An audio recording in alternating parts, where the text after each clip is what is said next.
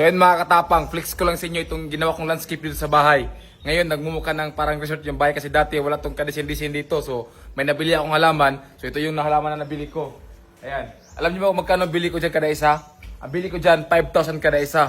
Di ko alam kung lugi ba ako or sila yung lugi kasi ang benta talaga dito na sa may-ari 8,000 kada isa. Sabi ko bibili ako ng marami.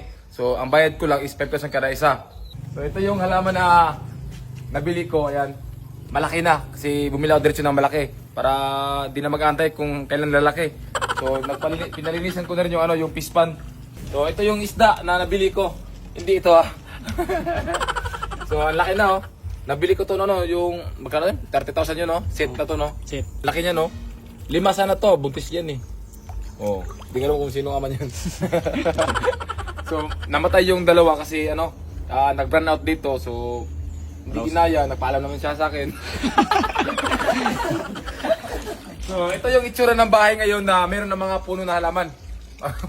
Puno na halaman So ayan tignan nyo yung itsura ngayon ng bahay natin, di ba?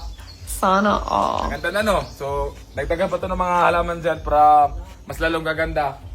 So naganda na rin kami para sa pista. Ayun may dalawang tent kasi ang pista nito may 2 and 3. Dati mga katapang, marami pumunta dito kasi gusto nilang mag-landscape sa bahay. Nagbigay sila ng quotation. Ang iba, nasa mga milyon yung hingi nila. Tapos yung iba, nasa mga 500,000. So, mas makasave kung may alam ka sa landscape. Huwag ka na kumuha ng landscape kung gusto mo talaga na makasave. Kung gusto mo na talaga ng bahay na para talagang resort yung landscape mo, ayun, pwede kang kumuha ng landscape kung may sapat na budget ka. Pero kung gusto mo na makakita lang na may halaman, pwede na ikaw na mag-landscape sa sarili mo. Kasi mas makasave ka talaga. So tingnan nyo to. Ang gastos ko lang dito wala pang 100,000. Ang ganda na tignan, 'di ba? So konti na lang lalagyan mo na ng mga malilit na mga halaman. So ang layo ng diferensya sa gusto mag-landscape dito, mga 1 million yung singil nila. Ito mga bato. Ako lang bumili din nito. Bili ko nito mga 20,000 15,000. Ito lahat. Search ka na lang sa sa Facebook. Tingin-tingin ka ng mga landscape, gayahin mo na lang. Ito plano ko dito, lagyan ng jacuzzi. Itong part na to, plano ko lagyan ng jacuzzi kasi diyan yung kwarto ko. So, dito dadaan papunta sa kwarto. So, pag gusto ko maligo, mayroong jacuzzi diyan Hindi naman siguro lahat ng landscaper malaki yung singil. Siguro naka-timing lang ako ng mga landscaper na medyo malakas maningil. So, timing lang yan kung makatsimpo ka ng landscaper na tutulungan ka din. Di yung ubos yung tira mo. Ito mga katapang ang laki na nasib ko dito sa pispa na to. Ano na to, sahod ko dito, arawan lang, hindi pinakyaw. Kasi kung sa iba, ang laki ng singil nito, kung ipapakyaw nila to.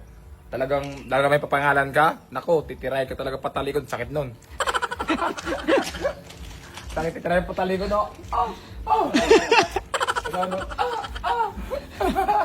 So, ayan mga idol, mga tilapyang walang kamatayan. So tayo sa buntag na sad, nahalinan na sa tao, tilapia, tayo kanya ni si sir. Maganda sana boss kung kukuha ka ng janitor fish dito ba? Janitor fish, yung work from home. Hindi. Para sana may tumulong na maglinis itong fish pond mo ba? O gentle please, tutulong maginis dyan. Oo. Pati sa taas. Wala kang ganun. Yan, sarap maligo pag malinis yung tubig. Hindi na mauutog yung ulo nila kasi malinan na yung tubig. Oh, laki niyan Japan Koi. Koi herbal capsule. Ato ini. So dito mga katapang, napakaganda ng view dito. Ayun ito yung view dito mga katapang. Dito ako minsan nagkakape. Kasi ang view ko dito, yung mga isda, tapos yung dagat. So maganda yung view dito. Yung mga isda natin Para talagang afam yung nakatira dito sa bahay na to. Afam na pango yung ilong.